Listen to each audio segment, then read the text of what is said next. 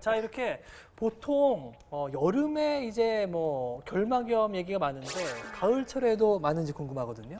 가을철이 되면 날씨가 많이 건조해지고 바람도 많이 불고 먼지도 많이 날려서 알레르기 결막염이 생길 수도 있게 되고요. 그리고 건조해지면 눈도 같이 건조해지면서 좀 더 알레르기가 같이 잘 동반될 수 있습니다. 네. 그렇군요. 자, 건조하기 때문에 요즘 눈이 침침하고 뭔가 문제가 많은 분들이 있으시기 때문에 자, 여러분 저도 마찬가지로 한번 집중해서 들어보겠습니다. 자, 두 번째 닥터 펀치 출발해 보겠습니다.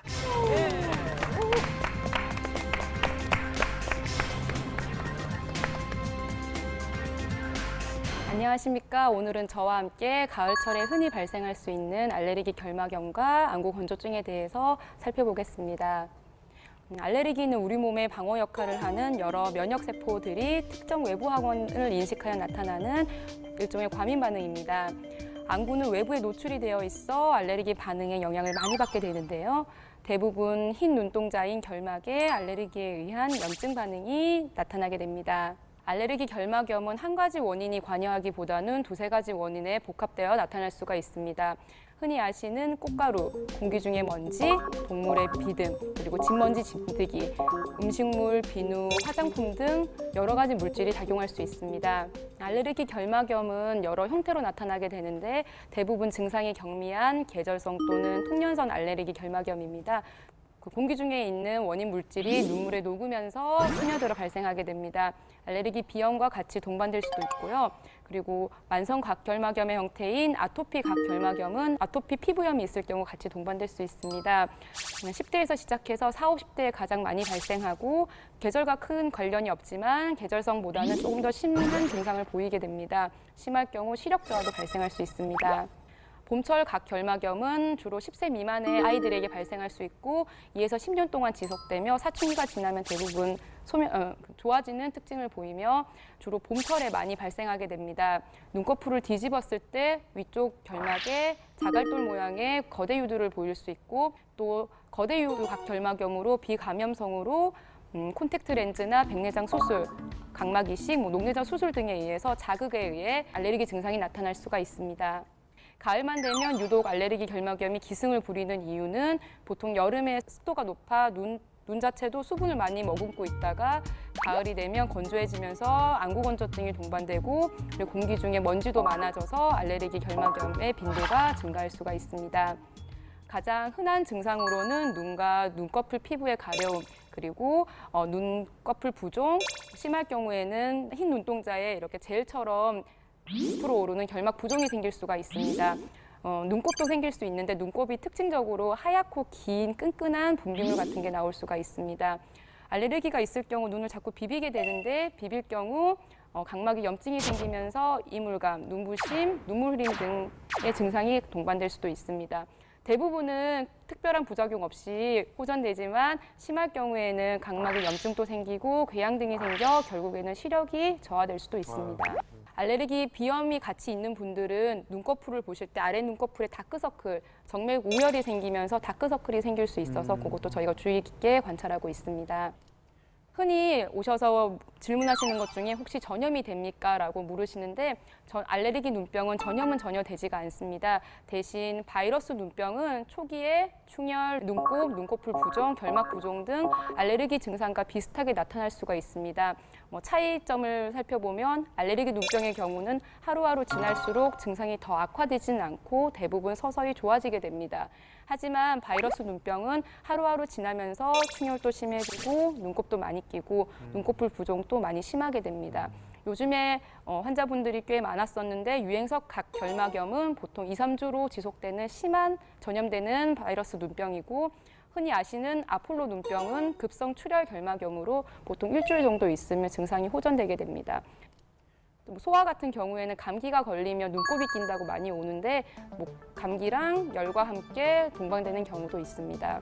알레르기 치료는 항원을 없애는 것이 가장 중요한 치료지만 대부분의 경우 그 특정한 항원을 찾기가 매우 어려워 증상 치료에 중점을 두게 됩니다. 흔히 아시다시피 눈이 눈꺼풀이 부으면 차가운 찜질 자체가 혈관도 수축시키고 부종도 많이 가라앉게 되고 가려운 증상도 완화시킵니다. 그리고 인공눈물을 자주 사용하게 될 경우 눈 안의 알레르기 항원과 염증 매개체를 씻어내주고 그리고 차갑게 보관해서 사용하는 경우 차가운 찜질 효과도 같이 보이게 됩니다. 예방은 최대한 노출되는 것을 피해야 되기 때문에 동물의 비듬이나 진먼지 진드기 같은 경우는 침대, 집안 청소, 청결을 깨끗이 유지하시면 되시고 계절성 꽃가루 같은 경우에는 해당 계절에 최대한 외출을 자제하시거나 아니면 집에 오시자마자 세수나 샤워 같은 것을 바로바로 해주시면 되시고 너무 심한 분들은 고글 타입의 안경을 끼고 다니는 분도 있습니다. 그리고 눈을 비비는 행동 자체가 염증 산물을 더 많이 분비하게 하기 때문에 절대 눈을 비비시면 안 되고 그리고 손을 비비는 행동 자체가 손에 있는 항원을 눈으로 전달하기 때문에 알레르기 증상이 더 심해질 수 있습니다. 인공 눈물은 자주자주 예방적으로 사용해 주셔야 됩니다. 알레르기 눈병은 전염이 되지는 않고 있고 좀 심하게 앓을 경우 각막의 염증, 궤양, 백내장 같은 것들로 시력이 떨어질 수도 있습니다. 다음으로는 안구 건조증, 건성안에 대해서 알아보겠습니다. 안구 건조증은 예전 같은 경우에는 눈물에 수분이 부족한 상태만을 의미했었는데 요즘에는 눈꺼풀 주변의 다양한 염증에 의해서도 발생할 수 있다고 보고 있고 눈물의 삼투압 농도도 증가되어서 발생할 수 있다고 보고 있습니다. 안구 건조증이 있을 경우에는 눈 자체가 통증이 있고 이물감이 있기 때문에 두통도 생기고 피곤하다고 하시고 그리고 흐려 보이기 때문에 이로 인해서 컴퓨터도 잘 안 보인다, 책도 잘 안 보인다, 멀리 시력이 흐려졌다 이러한 증상을 보일 수가 있습니다. 안구 건조증을 일으킬 수 있는 여러 가지 위험 인자 중에 흔한 것은 고령, 나이가 들수록 눈물 생성량이 줄어들어서 발생할 수 있고요. 여성분들이 좀 더 증상이 생기게 되고 폐경기에 호르몬 치료 같은 걸 받으실 때 발생할 수가 있습니다. 먹는 항히스타민제 역시 안구 건조증을 발생시킬 수 있고 눈 쪽 주변에 염증을 앓았다거나 방사선 치료를 받았다거나 또는 라식이나 라섹 같은 굴절 교정 수술을 받은 경우에 안구 건조증이 많이 발생할 수가 있습니다. 안구 건조증의 진단은 우선 환자분의 증상과 병력, 전신 병력에 대해서 이야기를 듣고 눈물막이 얼만큼 빨리 깨지는지 그리고 눈물량이 얼만큼 있는지를 측정하게 됩니다. 그리고 각막의 염증 상태를 확인하기 위해 저희가 염색을 해서 확인을 할 수 있고 눈물 삼투압 농도도 측정할 수가 있습니다. 치료로는 흔히 눈물을 보충해 주는 것과 눈물을 보유하는 쪽 그리고 염증을 치료하는 세 가지 개념으로 접근할 수가 있습니다.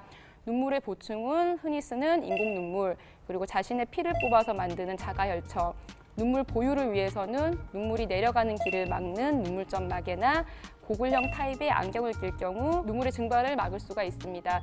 그리고 눈물 분비 촉진제와 염증을 가라앉힌 치료가 같이 있을 수 있겠고요. 그리고 요즘에는 눈꺼풀 태 주변에 염증이 있게 될 경우 안구 건조증이 생길 수 있어 눈꺼풀 태염 치료도 같이 시행하고 있습니다. 이상으로 가을철에 흔한 안구 질환에 대해서 살펴보았습니다. 좋습니다. 네, 좋습니다. 자, 알레르기성 결막염과 안구 건조증에 대해서 한번 살펴봤습니다. 강의를 딱 들으니까 저희 선생님들의 그 눈망울이 더욱더 초롱초롱. 저는 막 눈물을 빼기 위해서 노력하고 있어요. 네, 초롱초롱하셨는데. 네. 궁금한 게 하나 있는데요. 네. 안구 건조증이나 결막염에 인공 눈물을 쓰지 않습니까? 그런데 그렇죠. 이게 좋은 인공 눈물이 따로 있는지 자주 넣으면 이제 내성이 생기지 않는지 이런 게 진짜 궁금한데. 중요하죠. 내성이 생기지는 않는데 병약 같은 경우에는 보존제, 방부제 같은 약 성분이 들어있게 됩니다. 근데 이 보존제가 자주 사용하게 될 경우 각막 염증을 유발하기 때문에 보통 한 4에서 6회 정도 쓸 경우에는 괜찮지만 하루에 2시간 간격 아니면 좀 더 자주 쓰시는 분들 같은 경우에는 보존제 노출을 최대한 줄이기 위해 일회용 인공 눈물 따서 쓰는 그렇죠. 그런 걸 주로 처방하게 되고 성분은 대부분 비슷하기 때문에 그렇게 사용해 주시면 되고요. 근데 궁금한 게 그 일회용으로 이제 따서 쓰는 플라스틱으로 네. 되어 있는 것도 이제 딱 따서 뭐 한두 방울씩 넣으면 많이 남아 있거든요. 네. 이걸 보통 이렇게 다시 마개를 좀 채워가지고 맞아요. 갖고 다니시다가 쓰는 경우가 있는데 네. 이게 원래는 좀 아닌 거죠? 예전 같은 경우에는 따서 하루 정도는 쓸 수 있게 저희가 알려드렸었는데 요즘에는 이제 일회용이었다 보니 방부제가 없어서 세균 감염 같은 게 될 수 있어서 한 번 쓰고 버리도록 교육을 하고 그렇군요. 있습니다. 그러니까 딱 네. 따서 한두 방울이 아니라 쫙 이제 다 이제 탈탈 틀어놓고 네. 버리는 거군요. 저는 알겠습니다. 굉장히 힘든 게 뭐냐면 이걸 떨어뜨리는데 꼭 눈에 안 떨어지고 딴 데 막 떨어져요. 맞아요. 그냥 놓습니다.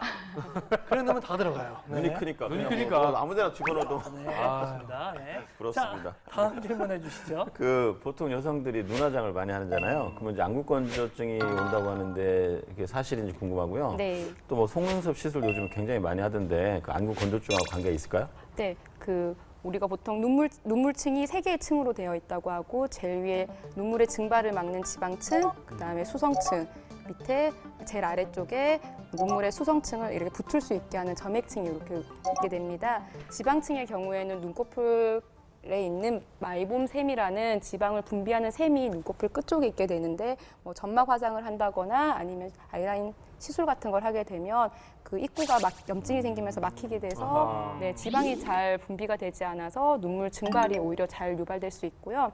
그리고 화장을 하신 분들 같은 경우에는 이제 화장품이 비비크림 같은 것도 눈물층으로 잘 퍼지게 됩니다. 눈물층이 불안정해지면 오히려 안구건조증이 더 증상이 생길 수도 있고요. 그렇군요. 네. 또 이제 안구건조증에 좋다는 또 식품 중에 그 자색, 그러니까 뭐 자색 고구마라든가 네. 뭐 아로니아라든가 블루베리라든가 이 안토시아닌이라는 성분 좋다. 이런 이제 얘기가 또 음식입니까? 네, 네. 있는데 아, 어떻습니까? 이게 정말 효과가 있나요? 대부분 이제 정확하게 알려진 뭐 논문상으로 알려진 것도 대개는 없어서 그리고 안구건조증에 특별히 효과가 있는 뭐 음식 같은 건 아직 알려진 그러니까. 편은 없습니다. 그렇군요. 네. 어떻게 보면 인공 눈물이나 이렇게 막힌 거를 뚫어주는 게 포인트군요. 네. 오메가 같은 경우에는 뭐 좀 도움이 된다고 하시는 분들도 있고요. 도움이 되지 않는다고 밝혀진 논문들도 있고요. 아직까지 논란이 있군요. 네. 알겠습니다. 자, 이렇게 정말 이 1000량 중에서 900량인 눈이기 때문에 많은 분들이 궁금해하시고 속설도 많이 있는 것 같습니다. 네. 자, 속설의 OX 퀴즈 한번 저희가 풀어보겠습니다. 네. 문제 주시죠. 알레르기 눈병이 있으면 라식 수술을 할 수 없다. 하나, 둘, 셋, 짠! 짠. 저 같은 경우에는 X. 무사가 염증이 있는데 수술한다는 게 말이 됩니까 지금? 제가 알레르기가 좀 있는데 결막염이 있는데 전 라식을 했기 때문에 네. 네, 설명 부탁드리겠습니다. 아, 네. 네. 그 알레르기 눈병이 있는 그 상황에는 우리 눈에 염증이 너무 많기 때문에 받진 못하지만 알레르기 같은 경우는 계절이 지난다거나 아니면 그 순간이 좀 지나면 증상이 호전되고 염증도 거의 없어지기 때문에 네, 그 호전된 뒤에. 호전된 뒤에 네, 네, 받을 네. 수가 있고요. 알레르기 있을 때는 수술 받고 나서 계속 비비게 되니까 그렇죠. 네, 만져야 상처로 돼요. 전날 네, 수 있고 만지게 돼요. 네. 그렇습니다. 알레르기가 있을 때는 결막염 있을 때는 그 시기를 피해서 하시는 게 좋습니다. 다음 문제 주시죠. 자, 두 번째는 그 무슨 이경규 씨 있잖아요. 눈 이렇게 왔다 갔다 하는 거 이렇게 막. 좀 네. 되지도 않는데 이렇게 눈을 많이 움직이는 운동을 하면 시력이 좋아진다. 하나, 둘, 셋, 들어 주십시오. 그 눈 주변에 근육이 약해지고 이렇게 나이가 들면서 근육이 그렇죠. 안시도 네. 오기 때문에 근육을 강화시켜서 이렇게 막 자꾸 네. 운동을 해주면 눈 운동하면 컨닝만 좋아지는. 아니 그래서 저도 유정수 선생님께서 말씀해 주셨던 근육은 이제 눈을 좌우로 위아래 움직일 수 있는 근육이고요. 우리가 뭘 볼 때 쓰는 근육은 눈 안쪽에 있는 근육이어서 크게 상관은 없을 것 그걸 같고요. 운동시킬 수가 없죠. 네.